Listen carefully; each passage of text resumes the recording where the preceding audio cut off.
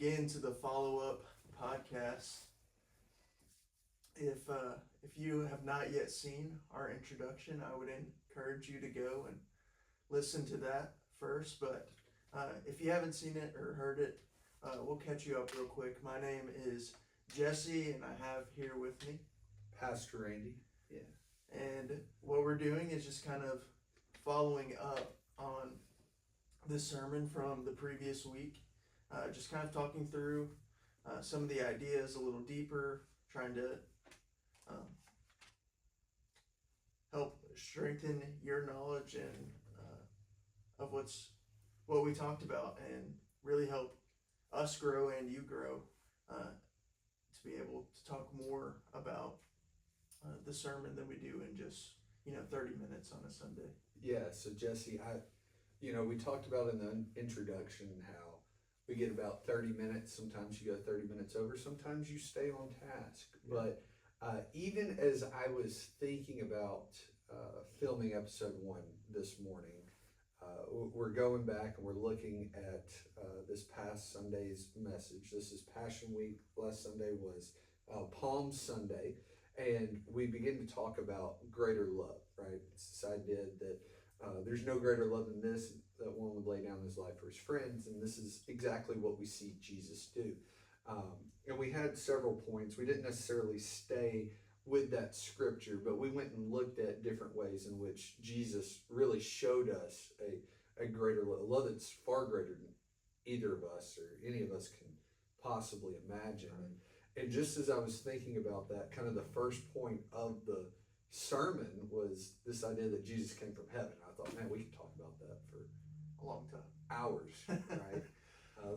We need a podcast for each point. Yeah, a podcast for the podcast. But, I think that when we think back and we look at the love in which Jesus displayed, and we'll look at some of these things here in a minute, but I think at times we take for granted, right? That was kind of the whole premise of the sermon, was we take the love in which God displayed on us for granted, really. And truly, we can't fully understand that, right? God's love is far superior than we have for one another, really anyone. And in fact, Paul in Philippians chapter 2, he tells the church there at Philippi, hey, you need to take on this same attitude, this same mindset of Christ, who, being in the form of God, did not consider equality with God a thing to be grasped, but humbled himself, right? Putting on dirt and rotten flesh, coming to earth, being in the form of man, right? It says he becomes a servant, not even a king here on earth. He becomes a servant person that loves one another. I mean, the creator of all things steps out of heaven and comes to earth as a servant. I mean, how does that strike you, Jesse? Yeah, Philippians 2 is definitely where my mind goes as well. And something I try to stress with the students as well. Like, because if you really think about it, like, we say God came to earth and put on flesh. And there's a way to just say that and kind of, not really think about it. But when you really think about the paradox of that, the kind of what you were alluding to, the fact that there's a certain degree to which that's unfathomable to us. Yeah. That kind of love. If you really understand that and really think about that, that is the motivating factor for everything we do as Christians. That's the reason we love other people, and that's the reason we go to church and worship God and do the things he's asked us to do, because not only did he do something for us, but he also displayed his goodness, and that shows us that the things he's telling us to do are for our benefit. Yeah, absolutely. And I thought it was kind of funny, C.S. Lewis's illustration on this about the dog. Yeah. He says, you see this dog sitting at your feet, and he's got this huge problem, right? And the only way that you can fix this problem is that you as a human, you let go of everything that you have, your family, your friends, your house, your money, everything. You let go of all of it. And the only way to save this dog is to become a dog, right? that's a good picture, right? It's a pretty significant drop from Yeah. being a human to becoming a dog. But even more so, God emptying himself. He's stepping out of the most perfect and holy place in existence. Yeah, it's a greater condescension. Yeah, I mean, and he's coming down to earth. I mean, if I'm Jesus, I'm at least coming down this day and age where there's air conditioning and TV, like all the good stuff, right? Yeah. He came down at a time that there was none of that, to a arid climate, so Yeah. to speak, and a difficult time of life. I mean, what do you have any idea what life expectancy was back then? I mean, certainly lower than it is now. Yeah. I would guess probably in the low 60s, maybe even lower than that. Which, I mean, I guess he knew he was dying at 33. That's But true. life is hard back then. Yeah. Right? There's no plumbing, there's none of that good stuff. Yeah, and I mean, on top of that, like you said, like if I'm in that situation, I'm probably coming back as king and Yeah, you know absolutely. getting waited on and all Well, that stuff. And you talk about that, and we talked about no plumbing or anything. At least come back as the high priest. There in the temple, they had a form of plumbing. They had somebody to wave the palm branch and keep Yeah. them cool during the day, but that's not how he came back, right? He came back as a servant, came back born and placed in a manger, most likely a stable area outside a cave, so to speak. And man, it's unfathomable, right? Yeah, you can't wrap your head around it. And why did he come? You know, it's not just that he came, but the reason that he came was it's our fault. Yeah. Right. His creation was perfect. He did. He created everything, and he said it was good. It was very good. And then within a few chapters, mankind messes it up. We've been messing it up for thousands of years now. We hadn't got it right, but God, in His foreknowledge, already had a plan in place. Right. That the Son would come. Yeah, I mean, almost as soon as we messed it up, you see Adam and Eve sin in the garden, and then, but right after that, Genesis 3:16, you have the proto evangelion, the first gospel, where Jesus says, "Someone born of a woman is gonna crush the head of the serpent." Yeah.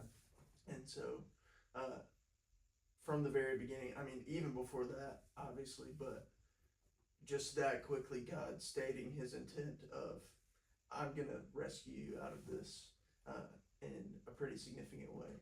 Well, not just that, but we see the first sacrifice take place there as well. Yeah, they're clothed with the animal skins To cover the sin and shame of their life right there. Yeah. I mean, it's the very reason Christ came, right? Exactly. To help cover up our sins. So God steps out of heaven. He comes to earth, and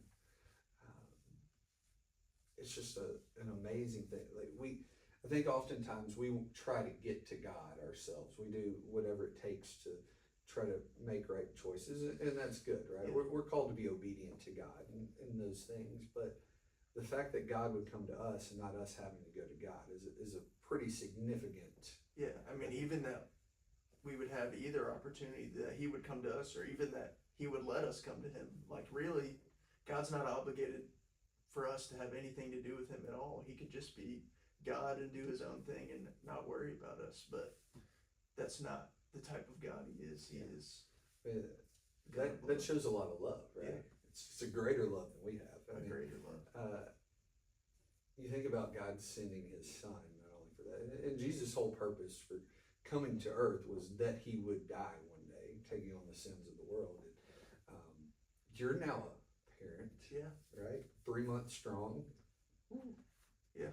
But you think about just allowing one of our kids to take on the sins of the world or to die for someone else. That's a pretty significant thing.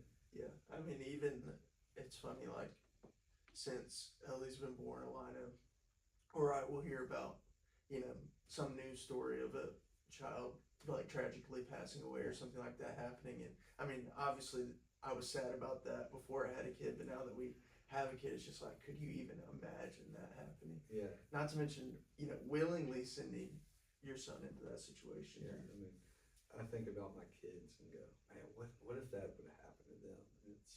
It's like crushing. Yeah. And to think, and it goes far past that, right? He who knew no sin became sin on our behalf. right? He's experiencing something that he's never experienced before. He's always been perfect and holy, and now he's taking on the sins of the world, or at least the sins of all who believe. Um, I mean, it's something we can't comprehend, but then on the other side of it, we go, wow, what a love that must be. Yeah.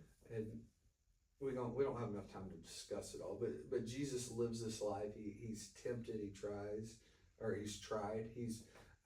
Hebrews tells us, right, we got a high priest that knows how we feel. Yeah, he sympathizes with us. He's experienced all of this pain, hunger, temptation, difficulty in life, and yet he was perfect. So he goes through this whole life and he's perfect. And then we see that we come to Passion Week. We see the triumphal entry, and oftentimes I think in past, at least when I've looked at it, right, it's like Jesus is finally getting his due. They're celebrating him. Why would he not enter?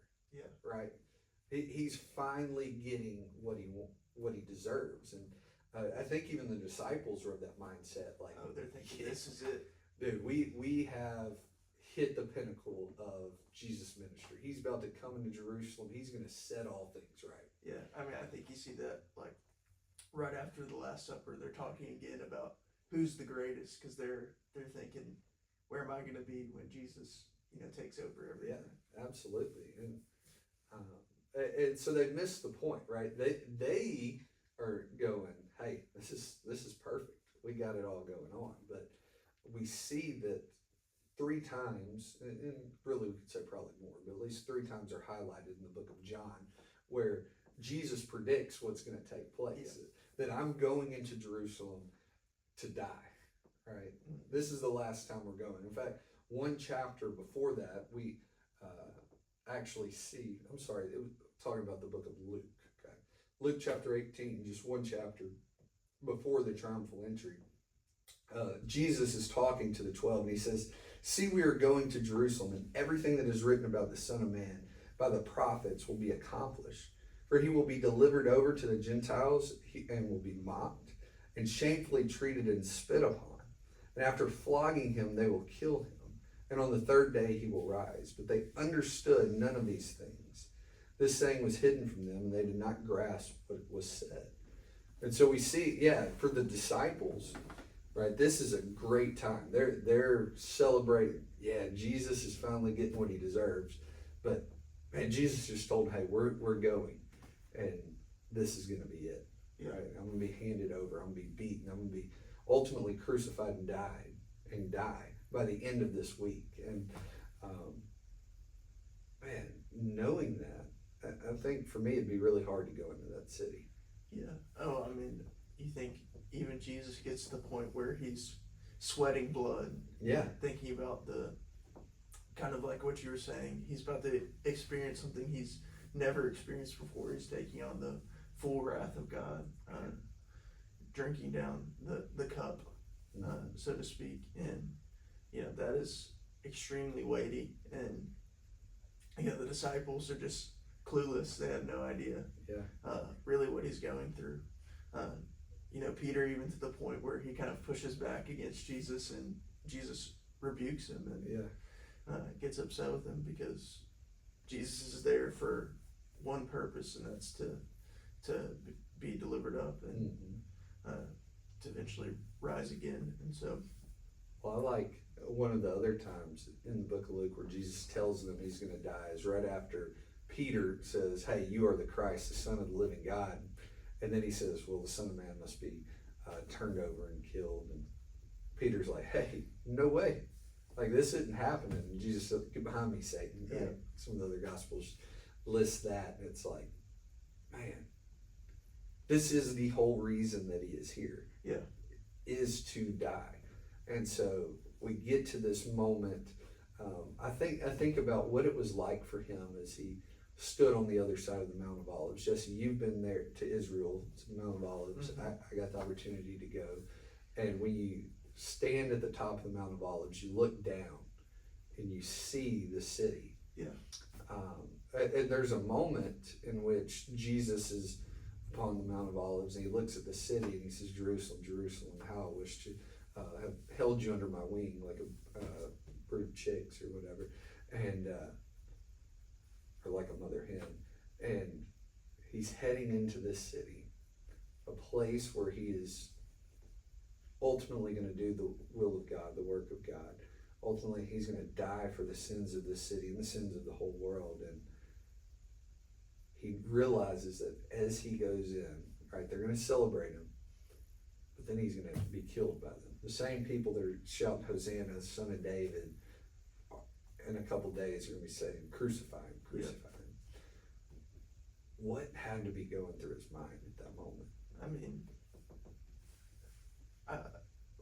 I think one thing I appreciate about Jesus that maybe, I mean, I think we know it, but we don't talk about as much. A little bit before he's about to enter into Jerusalem, when he's still doing his ministry, he gets to a certain point, and it says he set his face toward Jerusalem, meaning that when he knew it was time and he knew what he had to do, he was resolute and went forward with the plan, despite, he knows everything that's going to happen. He knows already that those people are going to be proclaiming him one day and mocking him a couple days later, but he's really unwavering in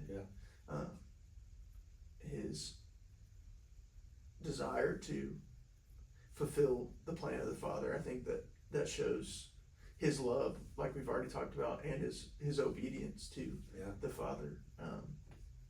Kind of part of that humbling himself, right? Submitting himself under the authority of the Father. It's just such a cool thing to think about. Like there are so many other things that could have happened, but Jesus knew that was the only way, and he was determined to make it happen. Yeah, we see him go, if there is any other way, let this cup pass from me. And yet he goes through with that. And so when we get to that moment, as Jesus is in the garden praying, right, he's entered the city, he's cleansed the temple right before this. They've had the Last Supper. Jesus has told them again, hey, I'm going to die, right? I'm about to be betrayed. Judas is going to betray me. And even going to the Garden of Gethsemane, right? It says that Judas knew exactly where they were going to be. Yeah. All he had to do was turn around and go the other direction, and right, they don't come and get him. But yet Jesus goes to that very place, and he's praying, and he's sweating blood. He's in anguish. Not just is he going to die, but he's going to take on sin, as we said a little bit earlier. And when he's there, the disciples are sleeping, right? You don't necessarily have to focus on that, but they didn't understand it. No, I mean, that just shows again, they're, despite Jesus, saying, hey, this is what's going to happen, they obviously don't understand that he's about to be crucified, or they would, probably try and stay awake and hang out with him a little more. Right. At least Peter, I mean, the dude's ready to fight. Yeah. As we do see, whenever they get there, Jesus asks them, who do you seek? Right? And I always found that kind of funny, because Judas is ready to go give him a kiss. Jesus is about to set him over. And they say Jesus of Nazareth, and whenever he says, right, I'm he. Here I am. What happens? That they all fall down. Yeah. Right? I feel like that's part of the story that's not talked about as much. It's like this little detail, but it's cool to think. It's almost like the naked man that's mentioned a little bit later. Oh yeah, that's true. Is it John Mark? I don't know who it is. Okay. Well, maybe we'll talk about that later. But it'd be a good podcast in and of itself. True. But just the idea of him proclaiming himself, saying, God, that's who I am. It almost mirrors, Yahweh, I am. Yeah. And the power behind that when you're actually are that person. Yeah, let's see, 2 years ago, right before Easter, we did a series on the I am statements of Jesus, which come from John. I think this could fall in that category, Yeah. right? And now the others, he's describing himself in some way. But in this one, he said, I am he, right? I am God in a sense. And they fall down right there. If he wanted to get away, go. Yeah, I think of, oh gosh, where's it at? But when the crowd's surrounding him and he, it says he made it through the crowd, Yeah, he's there in Nazareth and they're ready to throw him off the Nazareth, cliff. that's what it He's read the scroll of Isaiah and he Yeah. says, today this has been fulfilled in front of you. And they're like, Whoa. whoa. Easy there, bud. We know who you are. Aren't you Joseph's son? Yeah, Right? just from down the street. Yeah, he just walks through them. They can't even touch him. Yeah, I like the Jesus juke theory. He was given a couple pump fakes and stuff and made it through. You think? I don't know. Some people say he floated over them. Interesting. It says he went through them, but Well, I don't say that. but yeah, I mean, he could have easily got away here. And again, going back to the disciples, don't you think they're sitting there, all right, dude, let's roll. Let's get out. Yeah. He doesn't go anywhere. And Jesus comes, kisses him. They begin to arrest him. And Peter's like, we ain't going down without a fight here. Yeah, I can see Peter being like, well, if we're not running, then I guess we're fighting. Those were the two options that he said. So. Yeah, and then the question, and I presented this a little bit Sunday, did Peter have really good aim or really bad aim? I feel like probably he was trying to kill that dude. Yeah. And had bad aim. I mean, takes off the ear. It's pretty hard to hit an ear with a sword, I think. Yeah, I mean, I think that because of its difficulty, that might lead credence to the accuracy theory, because you kind of have to be aiming for it to. And I mean, if you come at it sideways, you're not really chopping his ear off, and you're probably gonna, keep going. But That's true. You have to go straight Or up and down. did God divinely intervene in that? I mean, he divinely intervenes in everything. I mean, to a certain extent. Maybe God did that. And then Jesus, he picks up the guy's ear, Malchus. Yeah. Right? Puts it back on his head, and then proceeds to go with them. That must have been, awkward for him. Jesus, just put your ear back on. You got to put him in the cuffs and Yeah. go away. Like, guys, I think we messed up here. Yeah, I might sit this one out. Hey, the soldiers, after Jesus dies, they go, surely this is the Son of God. Yeah. Right?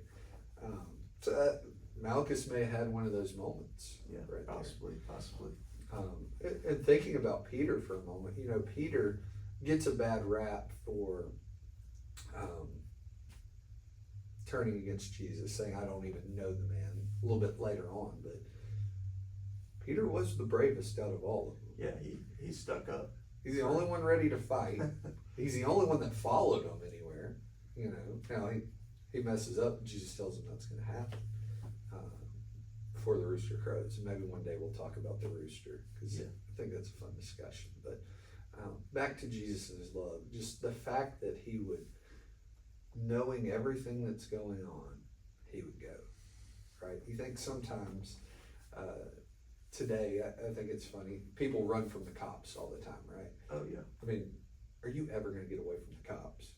I mean, probably not. Most cases, not, right? I mean, they either got your we license plate. We saw yesterday. I mean, every other house in the neighborhood has a Ring doorbell camera. That's right. It's hard. They're gonna see. Speaking of that, Jesse, you ended up on the Ring app. Yeah, somebody thought I was trying to break into their house. And all you were doing was trying to spread Jesus. Yeah. Could this be an arrest for the gospel? Maybe this is some of the persecution that the Bible's talking about. I don't know if you saw it, but a cop pulled into the parking lot, lights flashing. I did see that. I believe it was Charles. Yeah, it was. But I did get, a little worried that we were going to have a discussion. They were here looking for you. Yeah. But yeah, so I mean, today there's not. It's pretty hard to get away from the cops. But I think if you're the Son of God and you can part the people and go wherever you want, Jesus could have got away. Oh, for sure. Very easily. He had multiple opportunities to turn around, to make sure none of this happened, right? And yet he goes willingly. Yeah, I think of when he's on the cross and one of the guys is saying, "Why don't you, rescue yourself?" Yeah. And obviously he could have, but Yeah. he was willingly giving himself up. He was obedient even to the point of death. Right? Yeah. Death on a cross. And that's a love that we can't necessarily comprehend, right?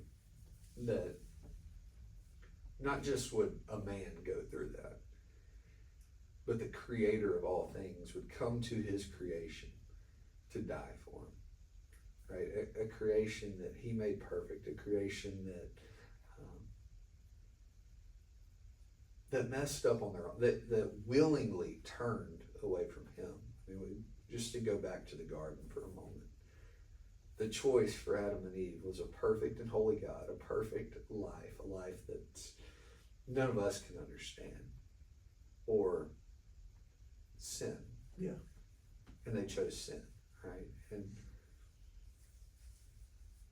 how depraved, how terrible of a decision that is. And we look back and go, I wouldn't do that. Come on, guys. Right? And yet we do it every day now. We have that sin nature that maybe they didn't necessarily have back then. But to turn against a God that would do so much for us, and I think we all fall into that in some way, shape, or form. When we sin, we're going against God. And, we talk about being crushed, like being hurt about your sin. And I think at some point we need to understand that and sin is going against God. Sin is turning against the perfect and holy God, and we're presented with that option. Do I honk at this person? Do I give them the finger on the way out when they cut me off, or do I dwell in God, do the right thing? And we laugh about that. Things as small as that, though, it's so significant when it comes to sin. Now, I think a lot of times we focus so much on, well, we're forgiven, right? It's not that big of a deal. You messed up, God's going to forgive you. Yeah, that's true, absolutely. God does forgive us, but man, our sin is weighty. Our sin is terrible. I think back to Martin Luther before the Protestant Reformation, and all the stuff that he considered his sin to just be awful. Now, we don't know what exactly his sin was. Maybe it was just farting in church. I mean, he did have that issue. Yeah. If you ever have to do a book report on him, it's pretty fun. But, right, he beats himself. He's going to confessional like 10, 12, 13 times a day because he doesn't understand forgiveness and faith and mercy yet because of the Catholic Church. And as he has this understanding after reading scripture, changes his life, it ultimately attempts to reform the Catholic Church. But I think we do need to have that a little bit, like, man, I'm screwed. I've turned against a perfect and holy God. For sure. But we do need to understand that, hey, when Jesus came and he did all of this, like he lovingly laid himself down, he took care of every sin, past, present, and future, that I commit and that you commit, and as long as we have our faith in him. And so that love to come and to lay himself down for us, I think is huge, and it is something we can't comprehend. Yeah, it makes me think of, there's a lot of ideas in the Bible that seem to contradict, but they don't really. They just kind of have this tension, and we kind of have to hold them in that way. And it's like you said, like grace is free and it's never ending.